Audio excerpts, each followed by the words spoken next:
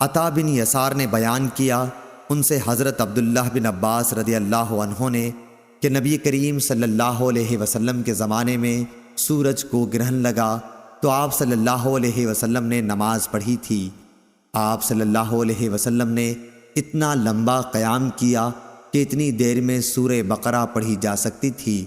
پھر آپ صلی اللہ علیہ وسلم نے رکوع لمبا کیا اور اس کے بعد کھڑے ہوئے تو اب کی مرتبہ بھی قیام بہت لمبا تھا لیکن پہلے سے کچھ کم۔ پھر ایک دوسرا لمبا رکوع کیا جو پہلے رکوع سے کچھ کم تھا۔ پھر آپ صلی اللہ علیہ وسلم سجدے میں گئے، سجدے سے اٹھ کر پھر لمبا قیام کیا لیکن پہلے قیام کے مقابلے میں کم لمبا تھا۔ پھر ایک لمبا رکوع کیا، یہ رکوع بھی پہلے رکوع کے مقابلے میں کم تھا۔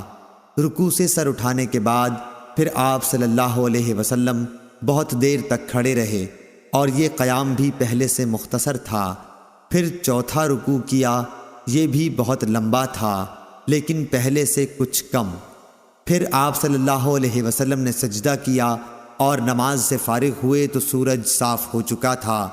اس کے بعد آپ صلی اللہ علیہ وسلم نے خطبے میں فرمایا کہ سورج اور چاند دونوں اللہ تعالیٰ کی نشانیاں ہیں اور کسی کی موت و زندگی کی وجہ سے ان میں گرہن نہیں لگتا، اس لیے جب تم کو معلوم ہو کہ گرہن لگ گیا ہے تو اللہ تعالیٰ کا ذکر کرو۔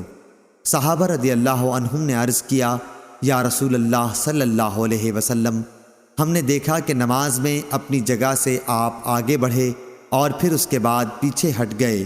آپ نے فرمایا کہ میں نے جنت دیکھی اور اس کا ایک خوشہ توڑنا چاہا تھا، اگر میں اسے توڑ سکتا تو تم اسے رہتی دنیا تک کھاتے، اور مجھے جہنم بھی دکھائی گئی، میں نے اس سے زیادہ بھیانک اور خوفناک منظر کبھی نہیں دیکھا۔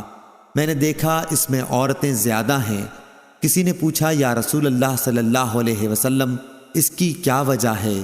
آپ نے فرمایا کہ اپنے کفر انکار کی وجہ سے۔ پوچھا گیا، کیا اللہ تعالیٰ کا کفر انکار کرتی ہیں؟